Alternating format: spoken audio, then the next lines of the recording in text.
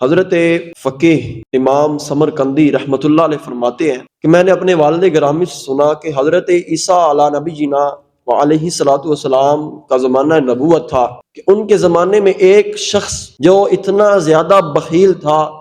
کہ وہ اپنے بخل کی وجہ سے اس کا ایک لقب مشہور ہو چکا تھا، وہ ملعون نامی لقب سے مشہور ہو چکا تھا،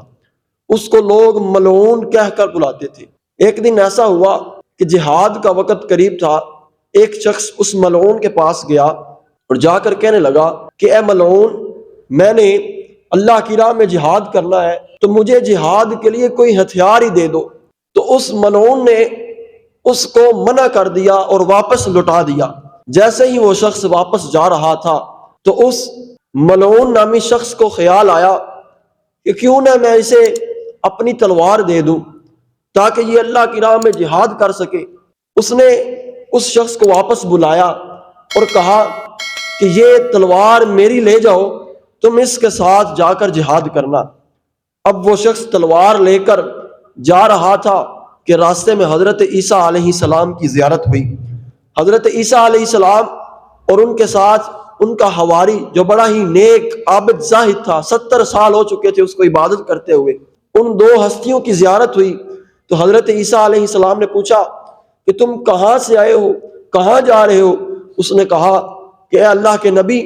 میں فلاں ملعون نامی شخص کے پاس سے ہو کر آیا ہوں اور میں اللہ کی راہ میں جہاد کے لیے جا رہا ہوں، یہ تلوار میں نے اس سے لی ہے، میں اس سے لے کر آیا ہوں، یہ تلوار اس نے مجھے دی ہے۔ تو حضرت عیسیٰ علیہ السلام بڑے خوش ہوئے کہ وہ شخص جو اپنے بخل کی وجہ سے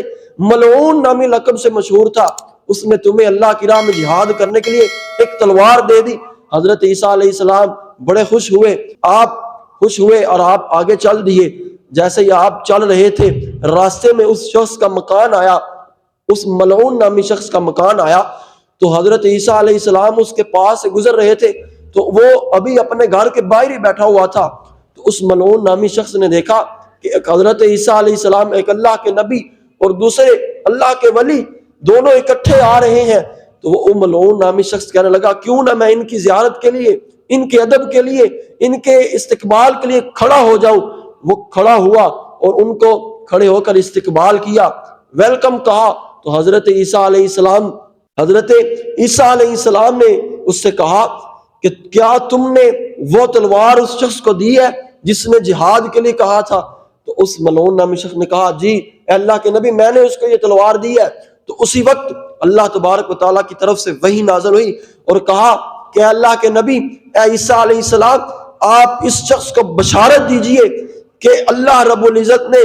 اس کا تلوار دینے کے سبب اس کے سارے گناہوں کو معاف فرما دیا ہے، اور اس کے سارے گناہوں کو معاف کرنے کے بعد اس کو آپ کے اس حواری کا جنت میں پڑوسی بنا دیا ہے۔ جب حضرت عیسیٰ علیہ السلام نے اس کو بشارت سنائی کہ تیرے سارے گناہ معاف ہو گئے ہیں، اور اپنے حواری کو کہا کہ جنت میں یہ تیرا پڑوسی ہوگا، تو وہ جو حواری تھا، جو عابد تھا، زاہد تھا، اپنی عبادت کے گھمنڈ میں تھا، اس نے جیسے ہی سنا کہ یہ میرا پڑوسی ہوگا جنت میں، تو اسی وقت اس نے حضرت عیسیٰ علیہ السلام سے کہا کہ اللہ کے نبی، میں ایسے شخص کے ساتھ جنت میں نہیں رہ سکتا جو اپنے بخل کی وجہ سے اتنا